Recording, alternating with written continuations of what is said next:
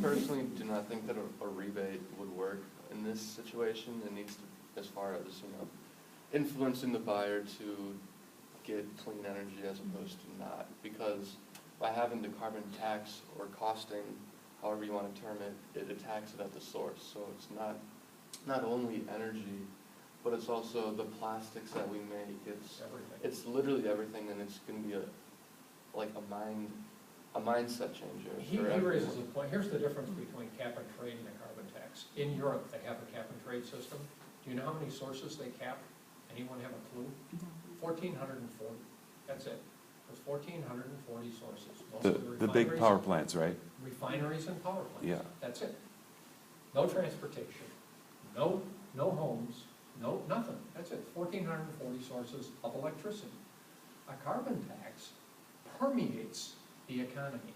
You put it on at the first point of sale, and you stand back. You don't have government permits. You don't have markets. You let the market work its magic. And it will, in these long supply chains we have between the fuel coming out of the ground and the product you buy, at each point in the supply chain, the answer is going to be different. It'll be some conservation here, a more efficient machine here, it'll be wind and solar over here, but it'll be some alternative to carbon. And let the market figure it out. You don't need government bureaucrats. There's no bureaucracy here.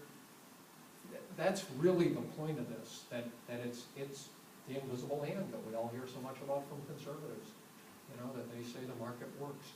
This is a fully market-based solution. And that's why we're getting conservative support, which is what we got to have to do it. You can have lots of great... Would this include taking the subsidies away from dealing with fossil fuels, which we do? That's a different issue. We've got, depending on how you want to, we're trying to get rid of subsidies, so that's a 350 issue, by the way. McKibben's working on that with Bernie Sanders. We're all working on it, because it's all the same group of people. And divestment is another thing we're working on. I mean, there are other issues out there, but this is the one piece of it, and that's what I'm trying to emphasize here. You don't get the price on carbon, to use a technical term, we're screwed. When you start reading seriously in this area, you will find a consensus about that. I'm asking you to take my word for it right now, but you'll begin to see that why is everyone moving toward this? Why are various... Yes, right.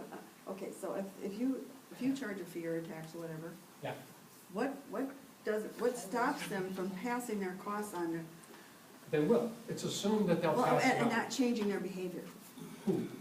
That when you cost or tax the source. The smart business people will say, hey, I want to build a cheaper widget so I can beat my competitors. They will not buy carbon. They will run away from carbon. They're saying that this is something I can avoid by doing something different. Yeah.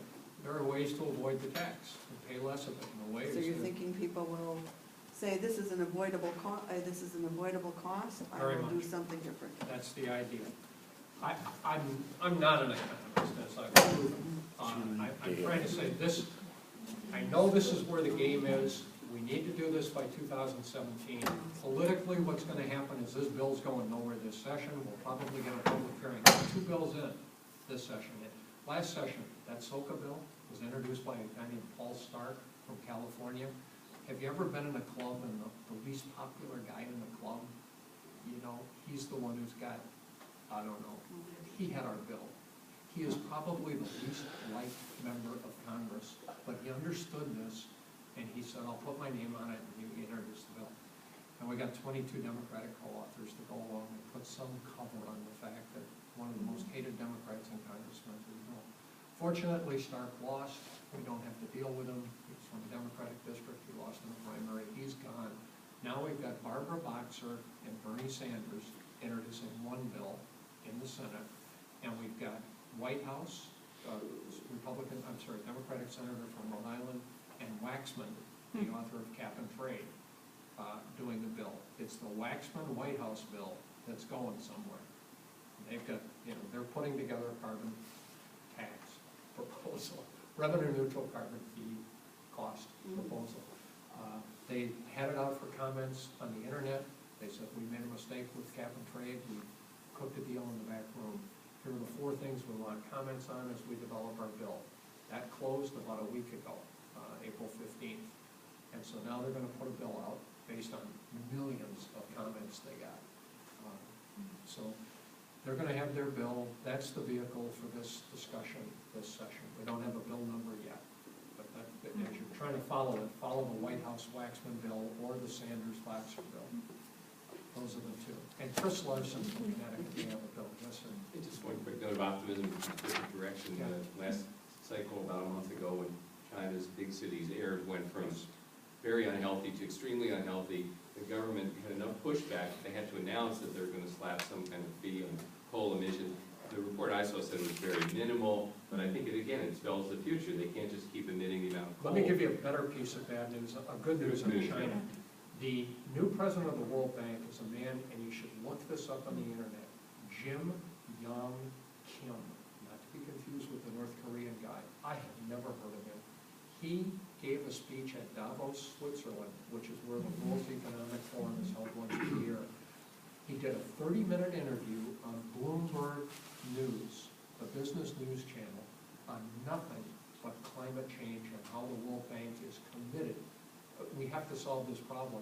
And he sounded like me. He's talking about his kids and his grandkids and how could he as a doctor, he's a medical doctor, not know this problem.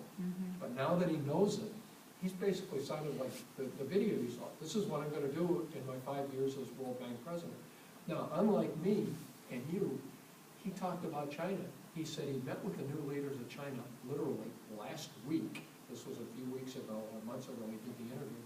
And they said, not just what you're saying, he said, I am convinced they are totally committed to reducing carbon emissions. They finally get it. And he said the biggest problem for them is urbanization. I won't do the whole video. It's a half-an-hour video by the president of the World Bank, and a chunk of it is talking about China, and it's really exciting to see that kind of voice in this debate. 2 years ago, when I first got in this, the president of the World Bank was not doing this. You got the IMF, the World Bank, these NGO government organizations. What's happening is, and Sierra Club's a good example. Anybody here, long-time member of Sierra Club? Yeah. I wouldn't touch them with a 10-foot pole because they weren't doing diddly on climate. Now all of a sudden, Michael Brune comes in, and he's just transformed that organization. They have become the biggest climate. They're right there with McKibben. Their board of directors passed a resolution saying for the first time in their history, they've always had a no civil disobedience clause. And they said, now you can go get arrested. They said, the board, Sierra Club has been amazing on climate. So what you're seeing is these other groups that we've got. Barbara Boxer said something scared me a year ago. She said, we need 1 million people in the streets of Washington. And I said, God, I hope you're wrong, because we don't have 1 million people. This was 2 years ago. And James Hansen retired. He said one of the advantages now I don't have to worry about getting arrested I get at my arrested. age. And I'm a retired judge. I said, I don't have a criminal arrest record. I got a resume that's empty. I gotta go out there and do more. But my point is, these other groups have found climate in the last 2 years. I've watched it happen. I am excited by it. What we didn't have 2 years ago, I'm seeing happen now. It's moving up on other people's agenda. The difference with CCL is it's absolutely the only thing we do, and we've really got to focus on it, and we're on the heart of the issue. That's why you want to get involved with us. I mean, and we need a chapter here. We've got one in Eau Claire, we've got one in Dodgeville, both ends of the district. We need one here. What do we need to do to get that started? Ron Kynes is a student of mine, I'm his mother. I ride my bike next to Ron at the Y. Whenever he's in town, we sit in the steam room together. So his assistants here in town are my friends. I get it.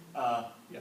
What do we need to do? All right. I know all this other stuff, and we can debate it for And that's not what I'm here forever. to debate. I'm here to say what you really want to do. Those of you who want to do something here, you want to bring up Madeline Para, and this will take 2 hours of your time. You want Madeline up here, and let me explain who she is. She's my friend, most trusted friend in climate, and